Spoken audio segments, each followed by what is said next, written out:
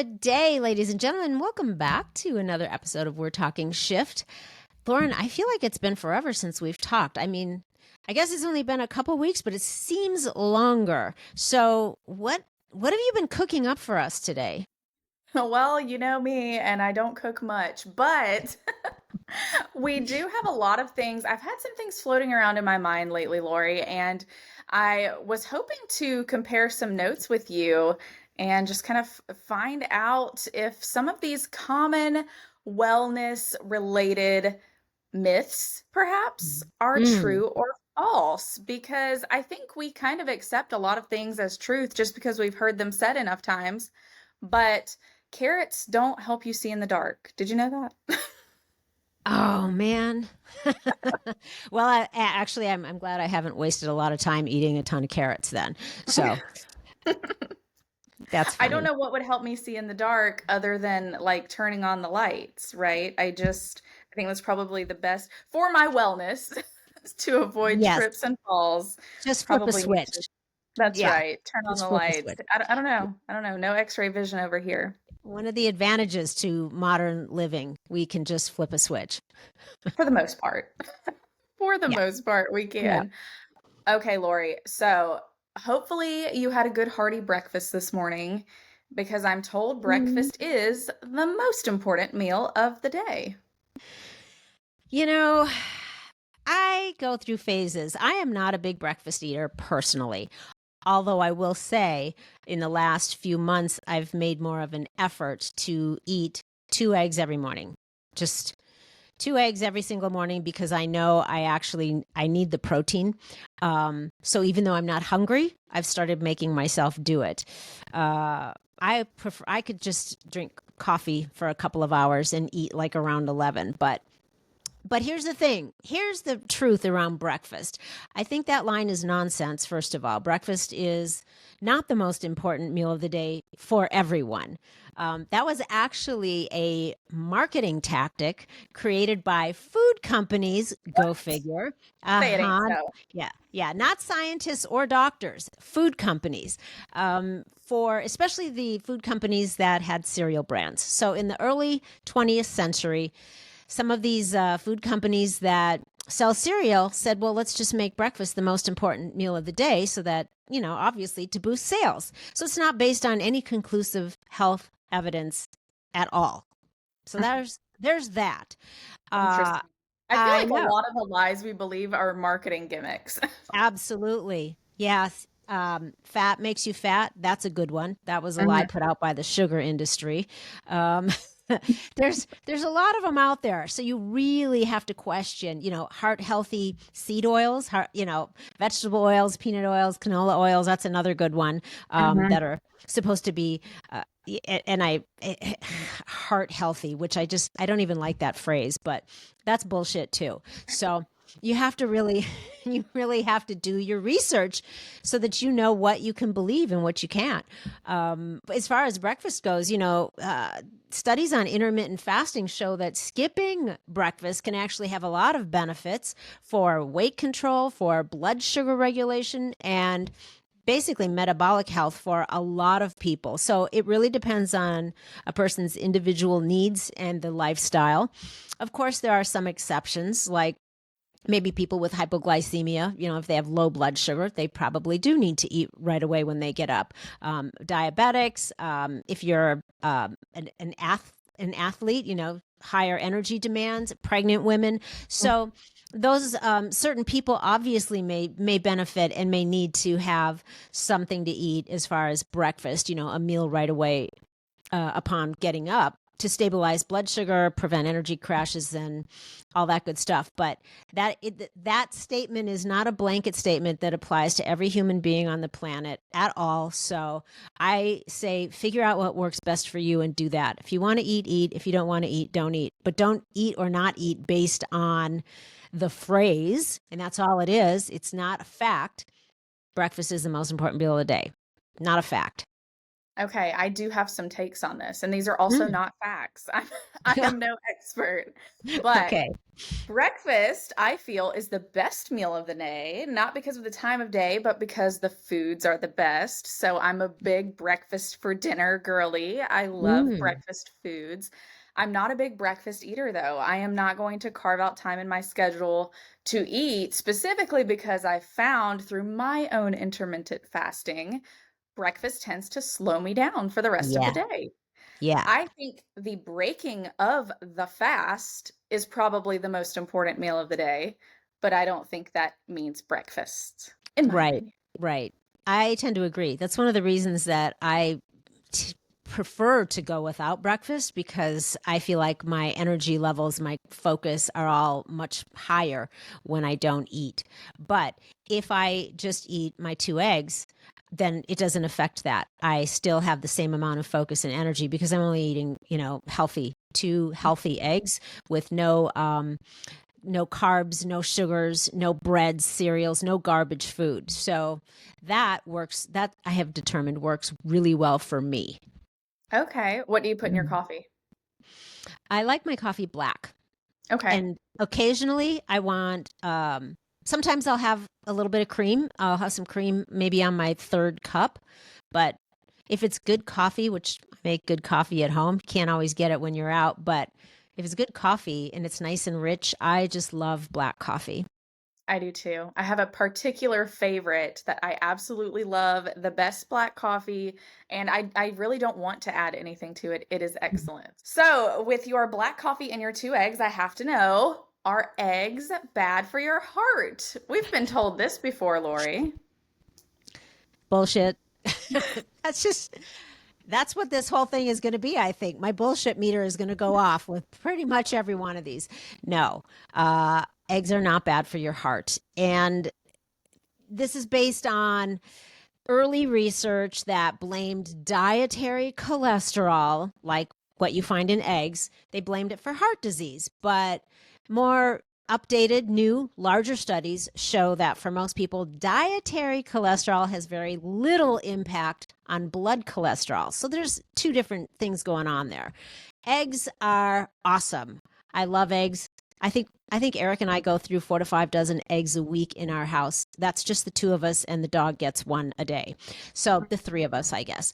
But eggs are just bursting with heart healthy nutrients. So they're packed with antioxidants and high quality protein, and that actually supports the health of your heart. It's not bad for it. It supports your overall health when you can eat a balanced diet. So no, eggs do contain some cholesterol, but for most people, they do not raise your blood cholesterol in any harmful way.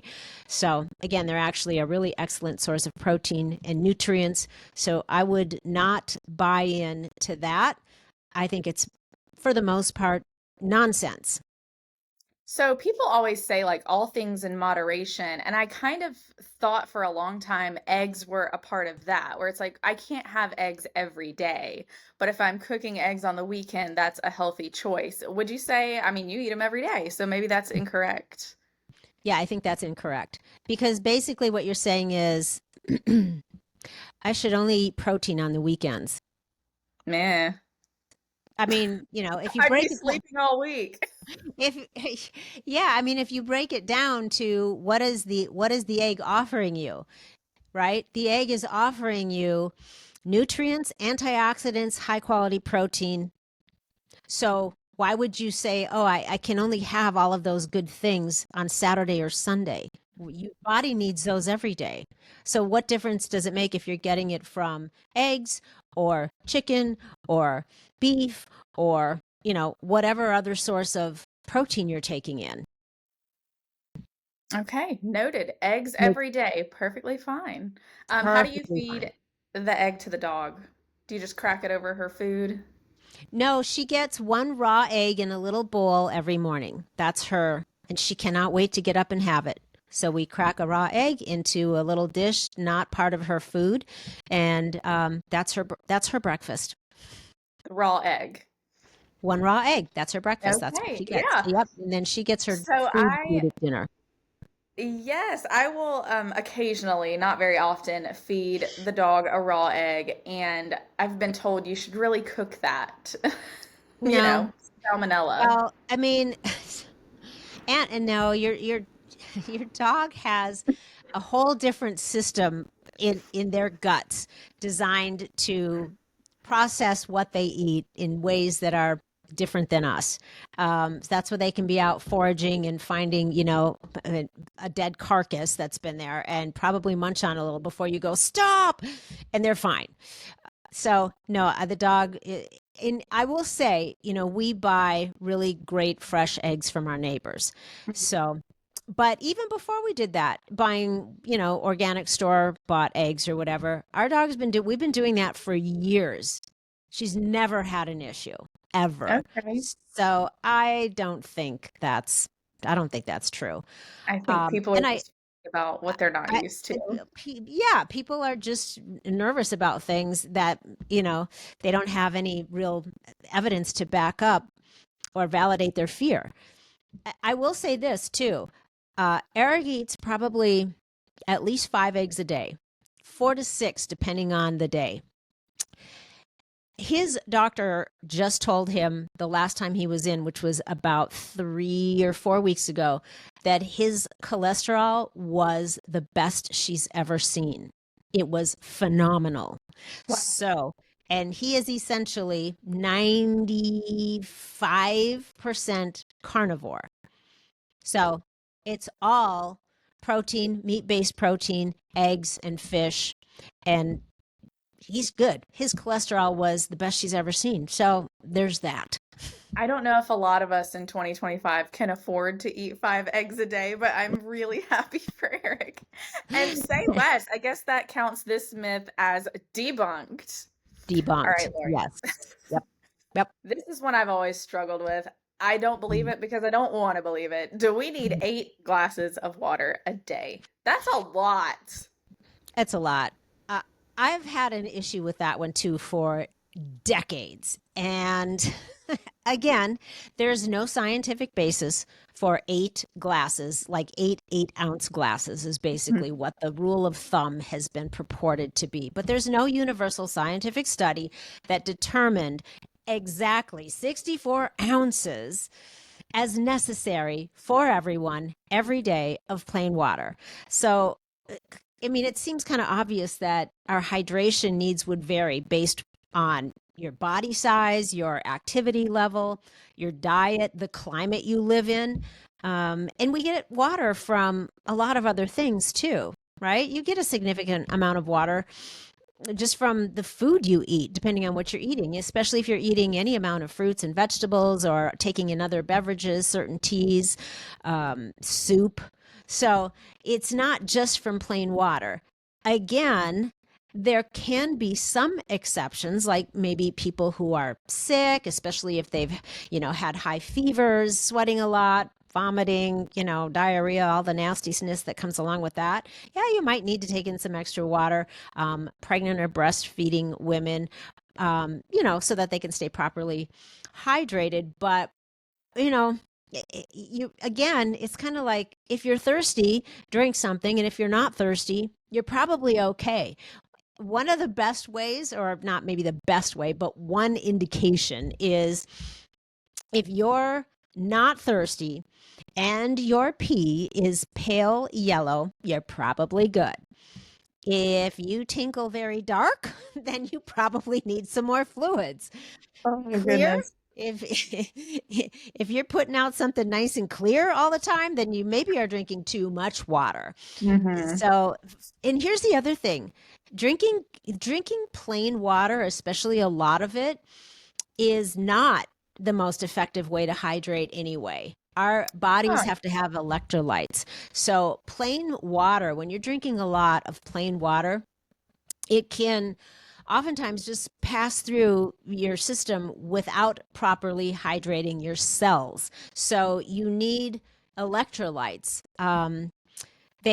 They are going to help with the water absorption. And a good quality electrolyte water contains minerals like sodium, potassium, magnesium, And all of those things help your body absorb and retain the fluids more efficiently. Plus, you get better cellular hydration. You can't neglect your cells because the electrolytes are able to balance the fluid levels inside and outside of your cells, meaning that you actually hydrate then at the cellular level, not just filling up your bladder. Got it? So it's it's not just about how much water you drink. It's about how much your body actually uses. And it's going to be able to utilize the water you do drink much more efficiently if you're drinking a quality electrolyte beverage. It's really funny to me how pervasive this has been in the last few years because it's not a new concept that people think we need to be super hydrated all the time. But Mhm. now people don't leave their house without a Mhm. 40-gallon bucket of water and like Mhm. little kids toting around these huge cups Mhm. of water. And I'm Yeah. like, man, when I was in elementary school, we weren't allowed to drink in the classroom. Like you drank a carton of chocolate milk at lunch and you had to get by for 6 hours. Exactly. It's funny how that has changed, and I'm just wondering if that wasn't another one of those messages put out by the companies that make bottled water. And so, because that's the other thing, now tap water is no good. I can't believe all of us are alive that grew up drinking tap water because apparently it's the most toxic thing on the planet. Now, I'm not saying it doesn't need to be cleaned up. I am all about that. I think fluoride in the water is horrible. But Mhm. that being said, the need that everyone thinks now that they have to continually buy bottled water, which is all in plastic bottles, by the way. So there's Mhm. that. But and have it, basically attached to your hip all day. I think that's just a little overly worrisome. When we lived in Arizona, and I was working out, so you're in the desert, you're working out, and I did a test with the doctor I was working with for a period of time there, and I said, look, here's the thing. Apparently, everyone says you're not drinking enough water. Everyone is like, your trainers, whatever. They're all like, you need to drink more water. I'm like, oh my God, I just can't. I can't drink that much fluid. I don't have room in my body for all of this water. And I'm not freaking thirsty. Why am I drinking water if I'm not thirsty? And so we did this test where you basically collect your pee all day long, and you bring it in, and then they run the tests on it because they can determine by the chemical balance or whatever in your urine if you are dehydrated or not. I guess maybe by the color too, apparently. Anyway, uh, he came back and said, "You're fine. Don't worry about it. You're perfectly hydrated. You do not need to add more water to your water intakes." I'm like, I knew it. Thank you. So I think more often than not, the body will tell you better than anyone else. it So, does. If what do you're I? thirsty, right? It's it's pretty intelligent that way. If it needs Mhm. something to drink, it will tell you, and you'll get the signal. I'm thirsty. I better drink something. It's not rocket science. Well, cheers to that, Lori.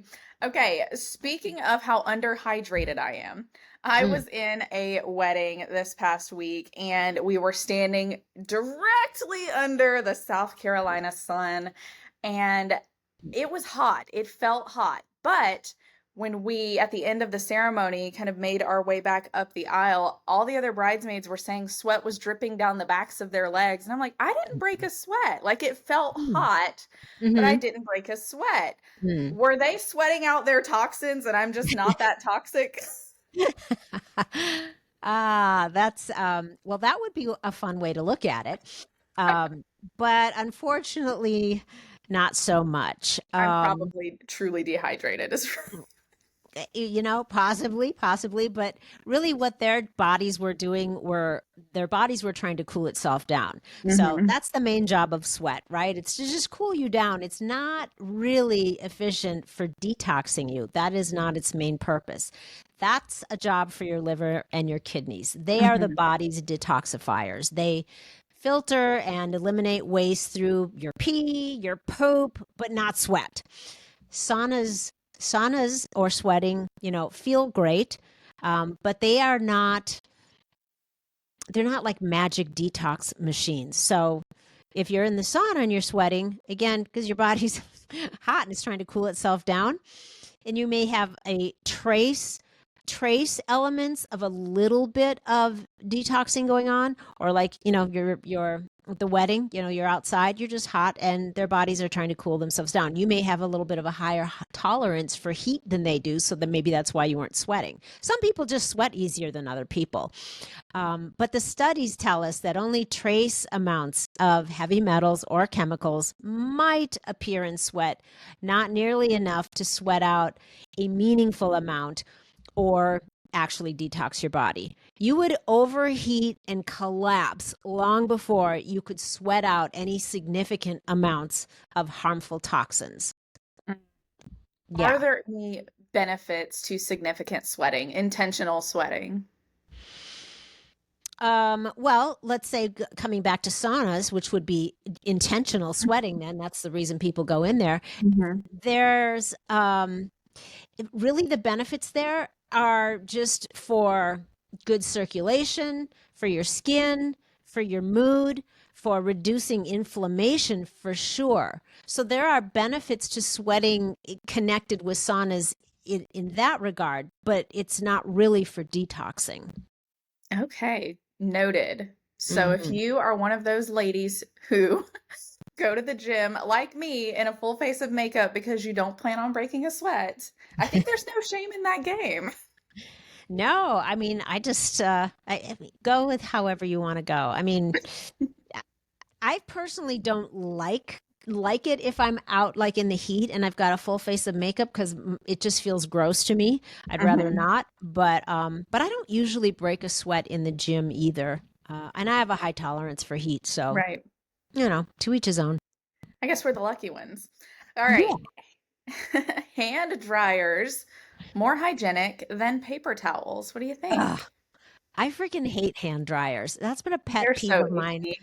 It's just it well, and I feel like it's something else that now has control over my time because it takes way longer to dry your hands under Hmm. a blow dryer than to grab a towel, wipe them off as you're walking out the door.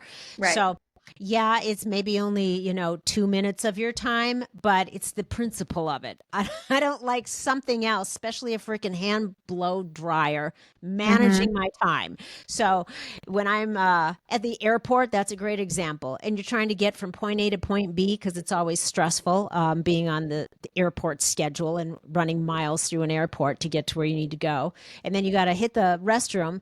And then you can't, it's like, oh, now I have to stand here and wait for the blow dryer to dry my hands before I walk out the door. Or I can choose to walk out the door with wet hands. I would rather just grab a towel. So there's that.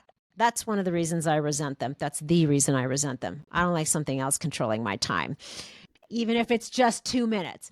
But there are actual studies that show that those hand dryers can actually blow bacteria and viruses all around the room. So, you know, in a day and age where, so many people are still freaked out about catching, invisible viruses and bacteria through the air, the last thing you want to be doing is standing in a restroom with, a half a dozen other people drying their hands and all that supposedly crap is blown around in the air. So, So gross. Yeah, there's I'm that. like the vent on the top of the dryer that sucks the air in from the room to heat it up and blow it back out. Like that's doo-doo air going in there and out Yeah. onto your hands. No, thank you. Yeah. Yeah, I'm not all about it either. And paper towels just do a better job. They do a better job of drying your hands quickly, but they also Mhm. do a better job of actually removing germs. So, I know people are surprised to hear that, but it's true. So, screw those blow dryers. I hate those. I hate those things. I do too. I don't like them. And if you're trying to save the environment, just use half as many paper towels as you normally do, since we all know those are made out of cardboard anyway. They're They're not super biodegradable. They're so biodegradable. I wouldn't worry about it. There are there you far go. more toxic, awful things to worry about, like all of the plastic water bottles, than the paper towels. So, Period. there. All right, the daily multivitamin. Lori, did your kids Mm. take the Flintstones kids when they were little? No, that's just garbage. No, no, my kids just ate You healthy at least food. remember the jingle. I don't. I don't even remember that there was a jingle. Do you know it? Do you recall it? I'm not gonna sing it for you, but Oh, it gets come stuck in on. my head Can sometimes. you hum it? Give me a few bars. It's just we are Flintstone kids. You got it. Go on. Go That's on. it. That's all Oh, I oh, know. That I'm going to give you a backbeat here. Okay. Okay. it plays in my head all the time. But the Does, does, Flintstones multivitamin. I does, hated it, does, but I did skip breakfast, so my mom made me take the Flintstones vitamin. well, she's trying to be a good job and she believed that there Absolutely. was, maybe some better to have that maybe than nothing. So she thought she was doing the right thing It and was maybe the she was, 90s. This was the Wild West out here. yes. I mean, I, I don't know. I have a lot of opinions on vitamins. They say if you eat a healthy, balanced diet, you probably don't need one. Again, exception might be some people like pregnant women, vegans, the elderly, but the common consensus is most everyone gets enough nutrients from food. Now, personally, that that's a good idea if the food was all in its still original, um, efficient, optimal form. Mhm. So the thing is, I don't believe that most of our food still contains their optimal nutrient values. I think, if we're talking about anything that's grown in the ground, so grains, veggies, fruits, most of it is all being grown in depleted soil. It's picked before it's ripe, and a lot of it is genetically modified. And then it's shipped sometimes 1,000 miles across the country to get to your store and then get into your house. So I don't know how old it is. I don't know how it lasts that long. That's a mystery. And I'm not convinced at all that it has, again, its optimal nutrient value any longer. So that being said, personally, I love high quality supplements. The thing is, it's nearly impossible, not completely 100%, but nearly impossible to overdose on vitamins. And I just like knowing that I'm probably filling some gaps. You do have to be careful with fat soluble vitamins. You can overdose on those and can get some levels of toxicity if you're not careful. So you must do your research. But yeah, I think if you can, I think having a little bit of an insurance plan there is not a bad idea given the state of our food these days. So here, speaking of, okay, high quality vitamins, here's a fun fact: about 90% of multivitamins on the market barely meet the minimum recommended daily allowances, the RDAs that are on the back Mhm. of the labels. Those RDAs were originally set in order to prevent deficiencies. That is not the same as promoting optimal health. So they're just there to keep you alive, Mhm. not to optimize and make you feel like you're thriving. All right. So I would say if you can get a high quality multivitamin, no harm, potential great upside. But if you choose to take a vitamin, you have to do your research. You can't just walk into your local drugstore or the big box, stores and grab the one that's on sale off the shelf, because you might as well just be throwing your money out the window. You'd be better off going and buying some food. So you have to do your research. Look for one that's third party tested, like NSF certified or USP verified. Look for one that uses bioavailable forms of Mhm. nutrients, and the formulation is based on being optimal, not just minimal when it comes to the nutrient levels. That sounds like a lot of research that I Mhm. need to be doing because yeah, I've not thought Mhm. that much about multivitamins since the days of the Flintstones kids. So, Yeah. thank you for that. I do know that when I get blood work, mine often comes back like I have low iron since my children Mm, were born. So, I'll okay. take an iron supplement occasionally to address that, but otherwise, I'm freewheeling out here just hoping for the best. Well, and if you feel great, then, I if you feel definitely don't great. feel optimal. Okay, well, if you don't feel optimal, it might be something to consider. Just, take into consideration those things when you're doing some research. Um, you know, I, I guess as a coach, I should say check with your doctor, Mm, although most doctors don't know that much about vitamins and nutrition. So mhm. there's that. So you still, whatever your doctor says, I would still go back and cross-reference that and do your research. Here's the other thing. Uh, Third-party testers have found that a lot of the off-the-shelf multivitamins don't even match their label claims. So they're either underdosing, overdosing, or they contain contaminants like lead. So yeah, you do want to be careful. Um, I would say if you're not willing to do a deep dive into the research and find a super high quality supplement, I would say then don't bother. You might as well Mm. just be driving down the road throwing $20 bills out the window. Interesting. Okay. Mm-hmm. It could be worse, right? You could be Mm-hmm. worse off for what you're consuming. Oh, you could be Speaking worse, of, or you could just be simply, like I said, wasting money because it's right, not doing anything at all for you. right. Okay. You know what does do something for me, Lori? Mm? What's that? Pasta, bread, carbs. Carbs do Ah, something for me. I know The they're so myth, yummy. Mhm. please bust this myth for me. Do carbs make you fat? Ah, hmm. This is a tricky one, actually. This is complicated. Although, let's see. I'm going to try to simplify it so that we don't end up talking about carbs because we could literally have an entire episode about carbs. It's just About so baked potatoes controversial. specifically, to be honest. Well, I do love myself a good baked potato now and then. Yes, smothered with butter and a little Hmm. sour cream, some salt Hmm. and pepper. I don't know. Yeah, it's pretty yummy. But I mean, okay. So generally speaking, common consensus again would say carbs are not the enemy. It's usually the overconsumption, especially of refined carbs and sugars. That's the problem. So then we also add that to simply consuming more calories than you're burning leads to weight gain. So Hmm. carbs like whole grains, if you can find some that you can trust, which is another issue. Yeah. But whole grains, fruits, veggies are healthy. Like fruits and veggies, that you've got fiber in those things. So then there's a net carb that is usually lower than just the overall carb content. But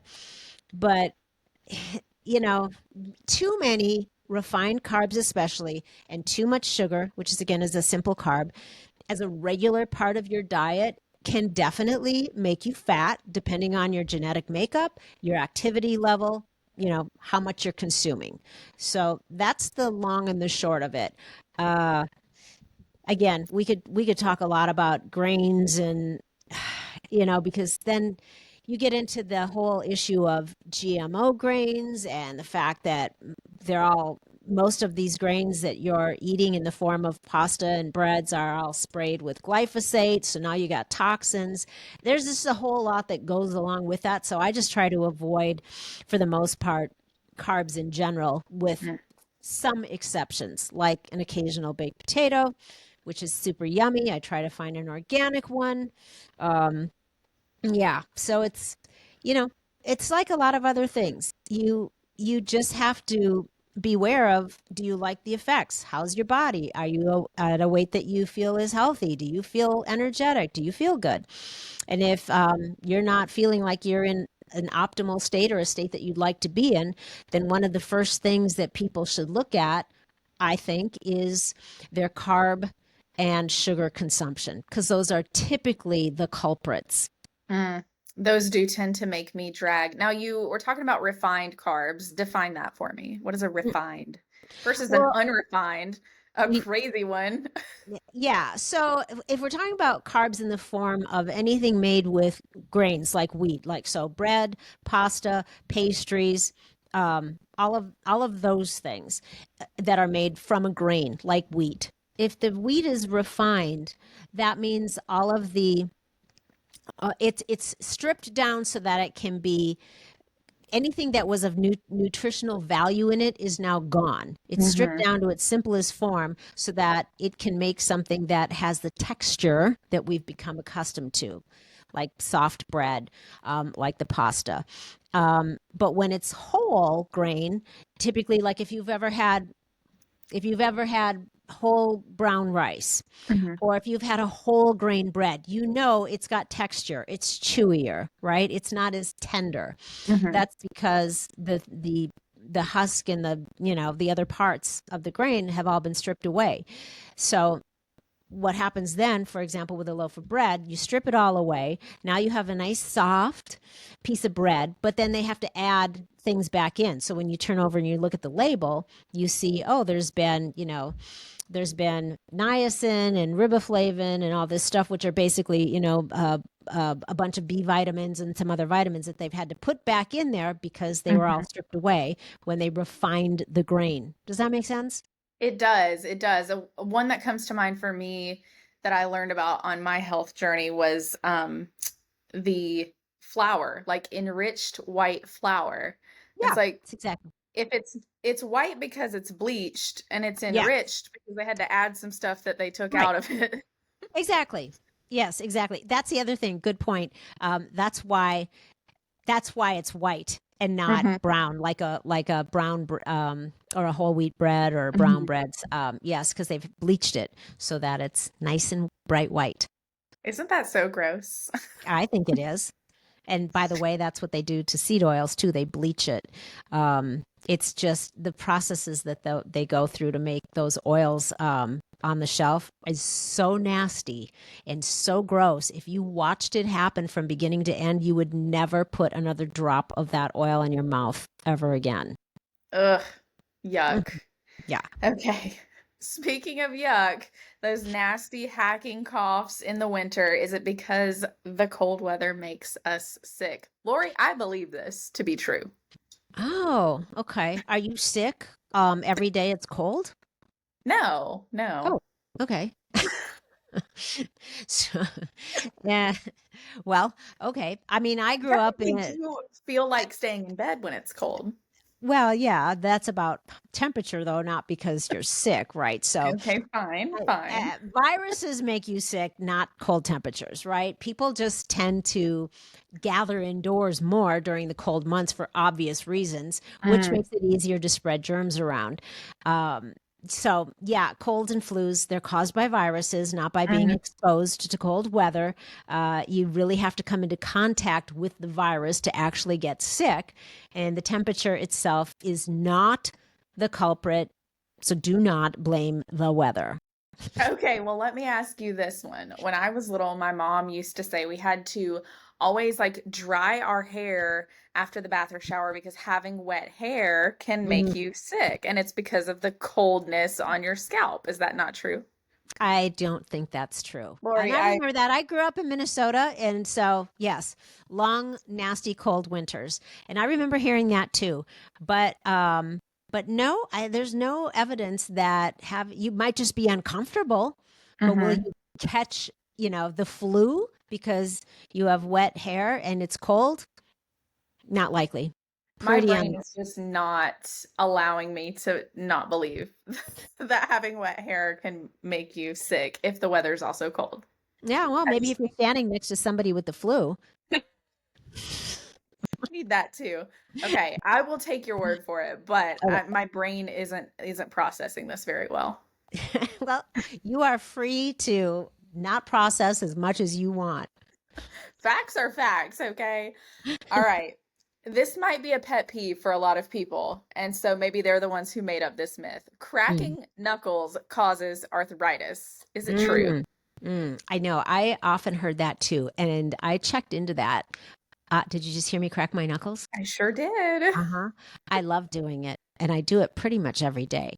Uh, so I actually looked into that a long time ago because that has been something that has been said as long as I can remember. I might have even heard my grandmother say, "Don't do that." I don't know, but yeah. So annoying, possibly. To some people who don't like to hear it, I don't know. Harmful? No, not really. There have been lots of studies done to see if they could prove this to be so, and they have not found any links between knuckle cracking and arthritis. The popping sound is really just like gas bubbles Hmm. collapsing in the joint fluid or something, and it's not Right. really damaging the bones or the cartilage. As far as arthritis goes, that has a lot of other causes, like maybe genetics, age, injuries, for sure, inflammation, and autoimmune conditions. But it is not from the habit of cracking knuckles. I've heard the same, that that's just air bubbles popping. And I think Yeah. the people who really don't like it are the ones who think that it's like bone on bone, like, like, I wouldn't Mm-hmm. like it either if I were picturing it that way. So I've Yeah. actually heard that it's healthy for you. Getting rid of those air bubbles can make you, more comfortable. Maybe. And perhaps I don't know. It's just a weird, funny habit. So I don't know if there's any actual health benefits to it, but I don't think that there are, damaging things that can happen from it. Now, again, if you're somebody that already has arthritis, like in your hands, Mm. that might be very uncomfortable for you. So you would want to avoid that then, clearly. But beyond that, I wouldn't worry about it if you like to crack anything. My ankles pop all the time. Mm. It's Hmm. it's a relief sometimes. I don't know. Hmm. Yeah.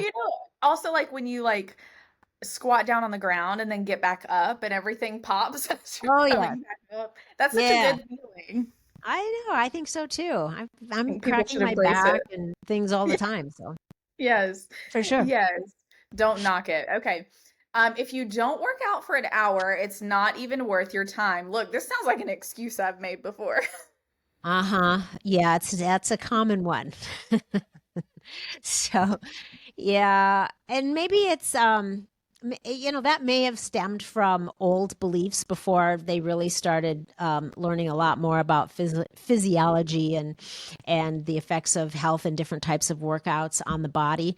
So they may have believed that to be true at one time, but these days we know that that is not true. You cannot use that as an excuse to not work out. You can get a killer workout in 20 to 30 minutes if it's well structured, because consistency, like a lot of things, it matters more than having a long session. In fact, there's a lot of research that shows that even if you do 5 to 20 minutes of exercise, that can improve your cardiovascular health. It can boost your mood. You can burn calories. And again, it's because consistency matters more than the session length. And that within that shorter session length, you're doing something that is, well structured and effective, right? So I mean, that's why, like, hit programs, high intensity programs, and micro workouts are really they have become quite trendy over the last few years. People really love to do them. They're very effective. They're proven to improve fitness, your metabolism, insulin sensitivity, if that's an issue for you. And sometimes they're even more efficient than a long, steady state workouts. So yeah, I think you just got to remember, it's not about clocking in an entire hour. It's about making the minutes that you do work out or exercise, make them count. So, hey, if all you have time for is an exercise snack, then go for it. No I've harm, told no this foul. Yes, I've told the story on this podcast before, Lori, about when you and I first started working together and you challenged me to Mhm. go for a 5-minute walk every day. And Mhm. that was so laughably easy because I didn't even have to change shoes. I could go for a walk in flip-flops. I didn't have Mhm. to grab my 40-ounce water bottle and put ice water in it. I could just stroll around for 5 minutes, but very, very, very quickly that turned into 3-mile runs. So, um, Nice. Nice. yes, I do think there's a mental element to this as well, Mhm. where we convince ourselves 5 minutes isn't going to do me any good, so I Right. just won't. And maybe it will, maybe it won't. But what if your 5 minutes is enjoyable and it becomes 10? Exactly. I mean, and that's just it. So a lot of this is just mastering your mindset. That's right. And then, yeah, then you leave yourself open like you did to going, this feels so good. I think I'm going to build on it. And you Hmm. added and you did. So it led to I something loved it. even better. It did. I loved it.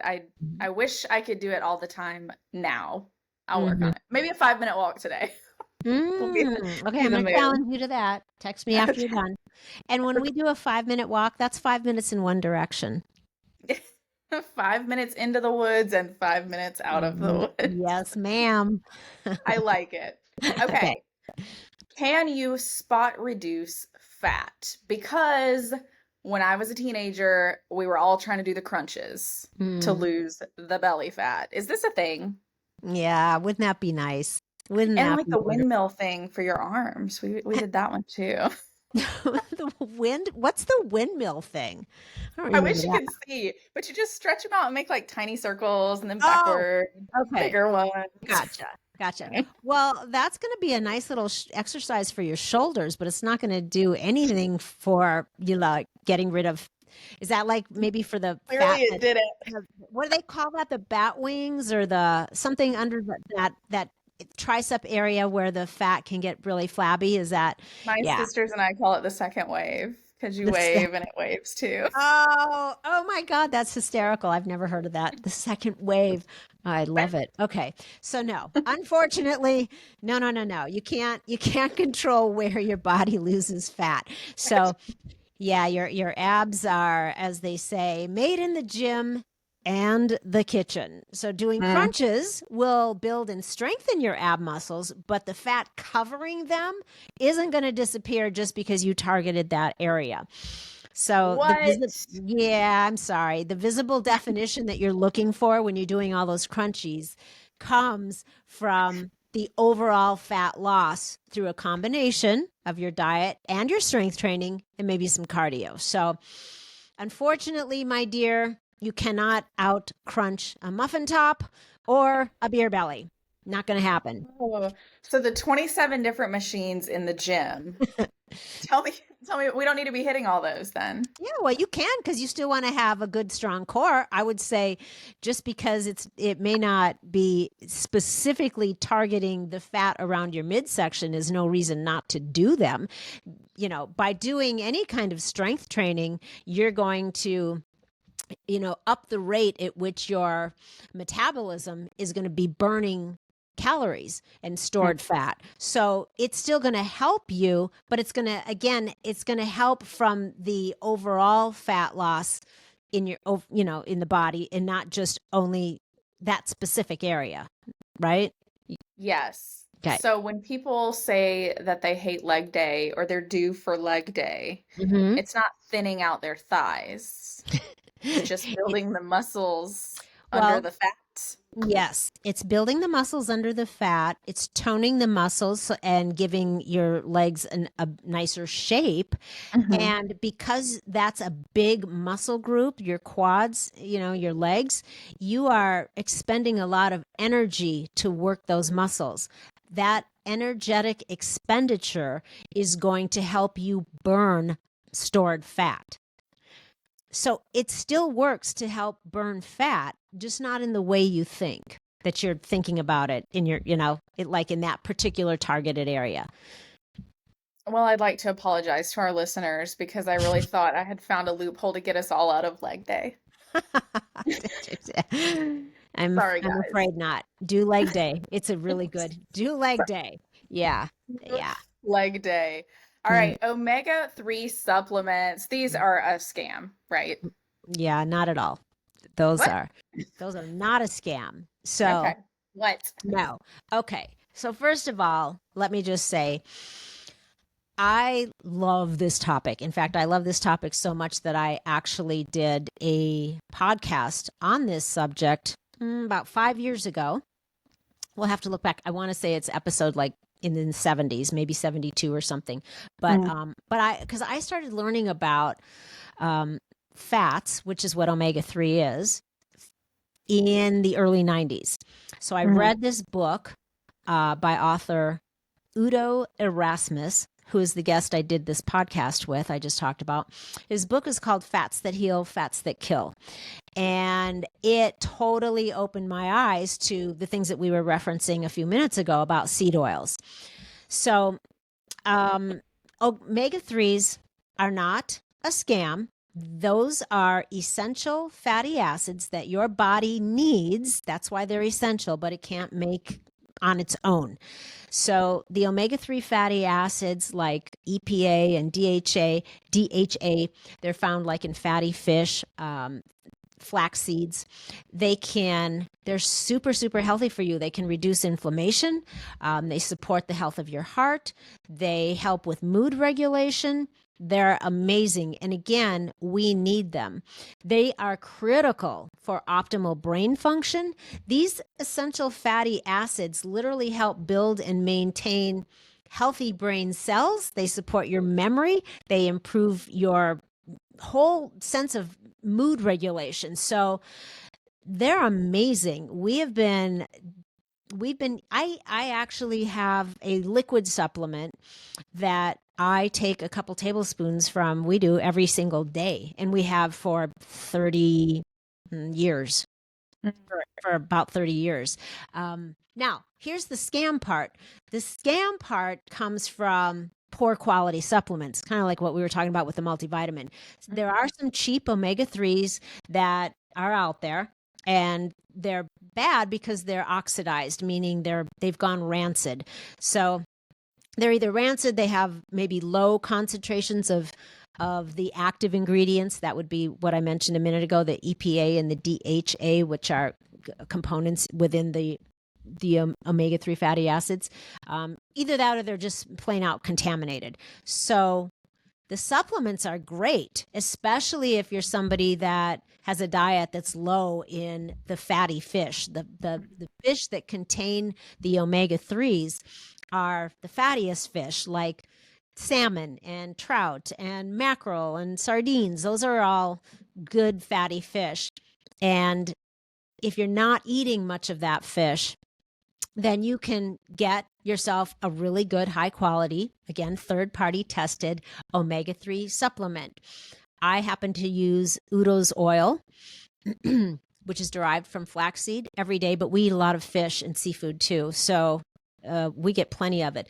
But that's really, really healthy for you to get those healthy essential fatty acids into your diet. I would highly recommend it. And it helps balance out, because that's the problem with a lot of inflammation and a lot of health issues in society is people have a huge imbalance between omega-6 and omega-3s. Way too much 6, not nearly enough 3. So they're all out of balance. Where does that come from? Well, that's an essential fatty acid too. It's an omega-6, but we get too much. You're getting too much of that from bad oils and processed food. Okay. So the Okay. balance is way off. So with the omega-3 supplements, first of all, if we just want to get that from food, Mhm. how many times, like per week, should we be eating these fatty fish? I I would hate say salmon. did you say you hate salmon? Yes, it is like so gross to me. Yeah, so you're probably going to be better off just getting a really good supplement. But I mean, you could eat it every day if you want, but I would say if you could at least get twice a week.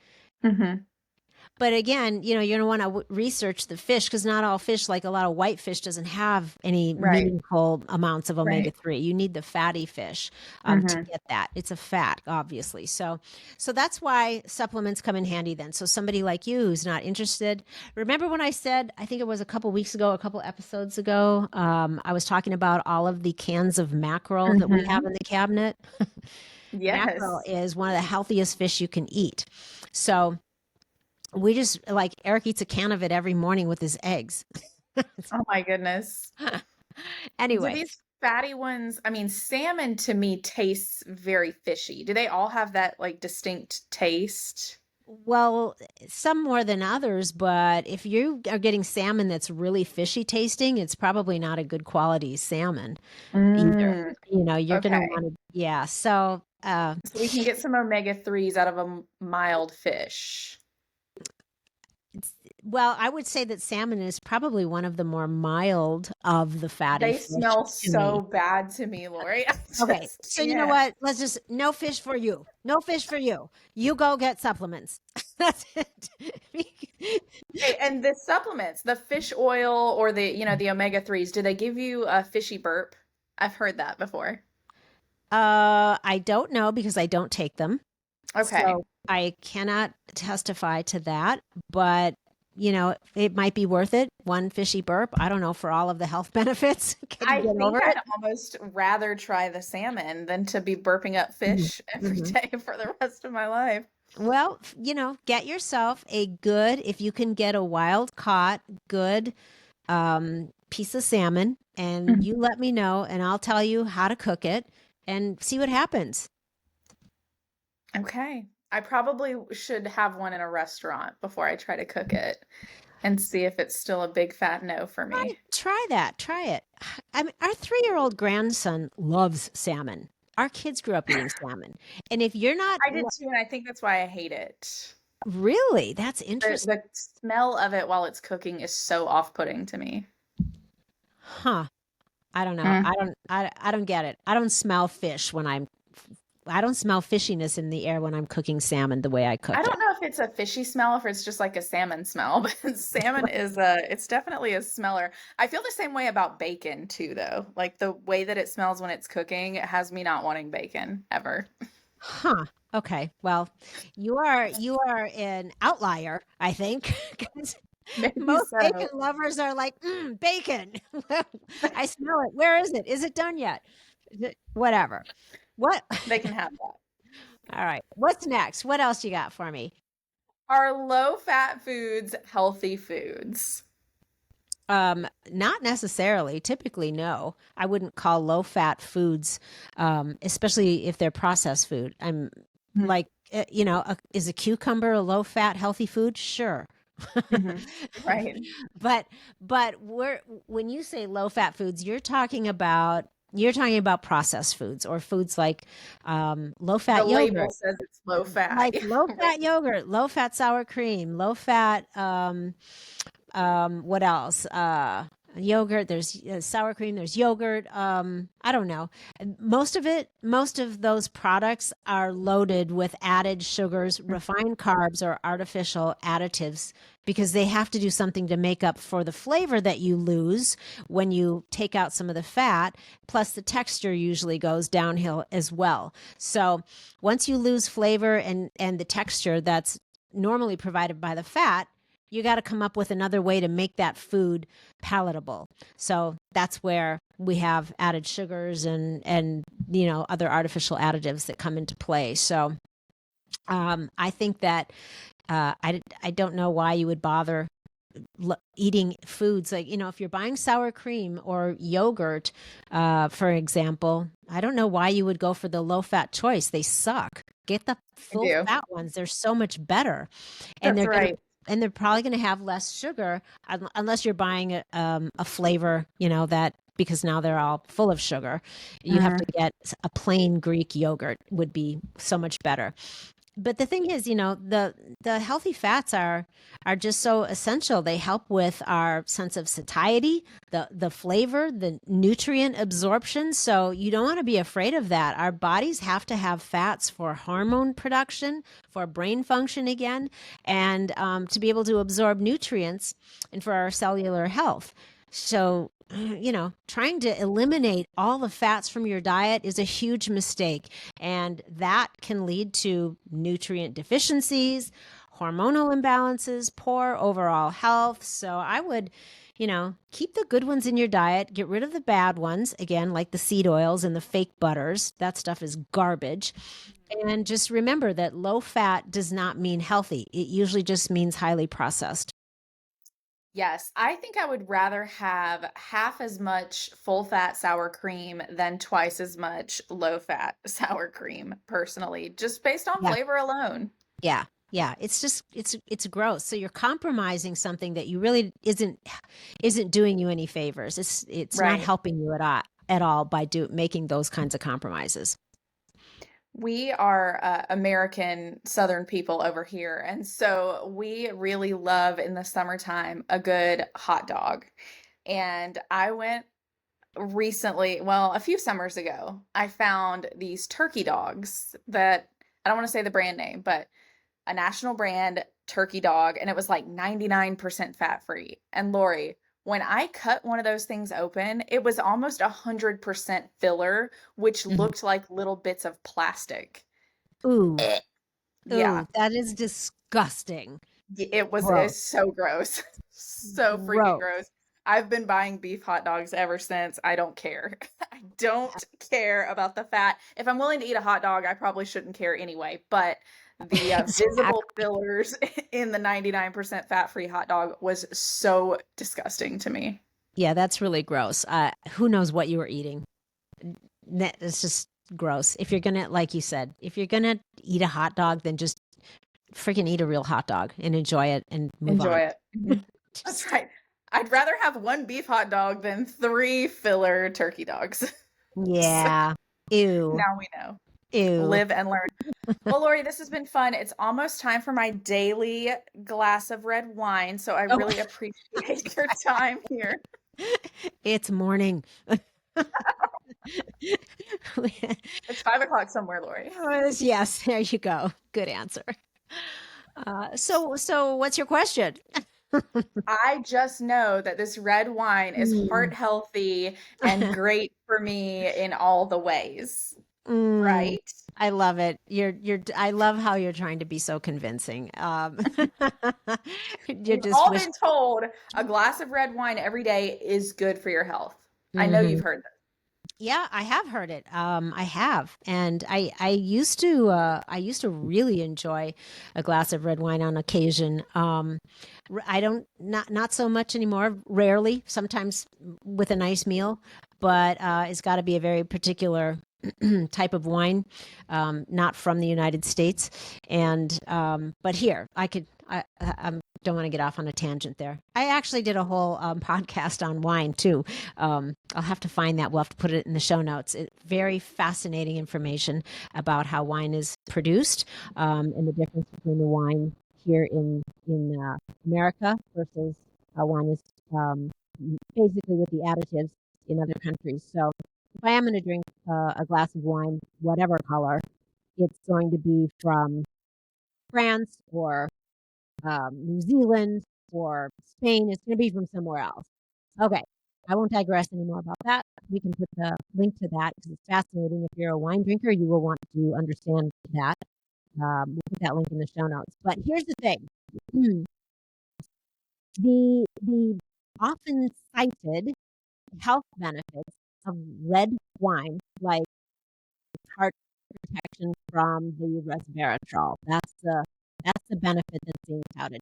That it would you would have to drink ridiculously large quantities to get the therapeutic effects from resveratrol, which would clearly cause way more harm than good.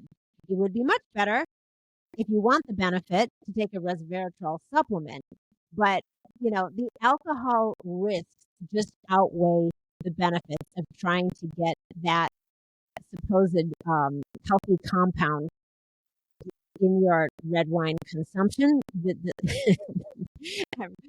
Our most up to date research shows that even moderate alcohol intake increases risks for several diseases, including cancer, heart that. disease, liver problems. So, the risks just far outweigh the benefits. It's just, there's some antioxidants in there, but again, not you would have to drink so much for it to do you any good that on the one hand, oh, I've drank 4 bottles of red wine today, so I got my antioxidants and my resveratrol, but now I'm a raging alcoholic and I can't function. So that doesn't really make sense. So plus, no matter how you slice it, I don't care. No matter how you slice it, alcohol is a toxin. That's just a plain fact. And so your body treats it like a poison and it works very hard to get rid of it, not benefit from it. The Mhm. alcohol is prioritized once you drink it, it's prioritized by the liver for metabolism because the body sees it as a threat. So that then delays the processing of fats and sugars and other nutrients. So it's hamstringing other things that your body needs to be focusing on because it's busy trying to get rid of the toxin that you just drank. So, there's that. Now, would I say knowing all of this? um, that you should never, touch another glass of red wine. No, I think if you want to have an occasional glass of red wine or white wine or whatever, and enjoy it and don't worry about it. I mean, in other countries, there is more wine consumption, and there are plenty of documentaries out there where you have centenarians and people that are pretty healthy that drink a little bit of wine every day. So, I think that a lot of sometimes there are other benefits that can override the negative, like when you're having dinner with a circle of friends or family and it's bringing everyone together. You have the fun, the connection, the joy that everyone, is having by just being together and enjoying each other's company, and you're having a glass of wine. There's probably a pretty big benefit to that maybe, again, it's worth the trade-off. You know what I mean? Yes, that's a really good point. Is we kind of want to look at a lot of these things from a perspective of like Mhm. bodily functional health, but Mhm. really when you're living your life, you kind of have to consider other things too. And, having a circle of friends with whom you can share a bottle of wine, that's valuable, Yeah. in the Yeah. big picture. Yeah, there's a lot to be said for that kind of social connection and interaction that happens around a glass of wine or a bottle of wine or, food, which we've talked about before. So there's value in that. So I think it's just a matter of let's just be smart about what you're doing. Just be smart about it. But just because we know there are certain things that are definitely not healthy for our bodies, but does that mean we should never ever embark? Do you never want to have a fun cocktail or a glass of wine or a beautiful dessert that a chef has painstakingly prepared? I i love to indulge every now and then for something like that. I'm just not going to be crazy extreme about it, but you just you have to weigh, you really have to take into consideration what you're doing, why you're doing it, your own state of health, and then make wise choices. It's kind of like a birthday cake, right? Like you Hmm. probably don't need cake every day, but how often do you get to celebrate a loved one's birthday? Yes, so there you go. Perfect. There you have it. If any of our listeners have any of these health related myths or concepts or beliefs that we need to have Loree bust your myths for you, send them our way. We want to know. We can do this again sometime, Loree. Yeah, I mean, because there's a lot of them out there. There's a lot. So, and more pop up, every day because research keeps happening, studies keep happening, and then we keep learning new things. Yes, the conversations change all the time. I think it's always good to kind of reassess the habits you have based on the things that you once Mhm. believed, and now they're just habits. That big full breakfast that you're eating every day, is it really what you need to be doing, or is it just Yeah, out of habit? exactly. Exactly. I love So that. come find So, us. Yes, we are on Facebook, the We're Talking Shift Facebook group. That's where we can continue this conversation and we can hash it out with some of the other myths and the things that you are questioning. And we will, of course, be back again soon, Loree. that's going to do it for us today. So, everyone, go make some epic, healthy shifts in your life with all this newfound information, and do us a favor. If you find value in our conversations, leave us a 5-star rating and a review. That really encourages other people to listen to all the good shift we're sharing here. All right, see you next week, guys.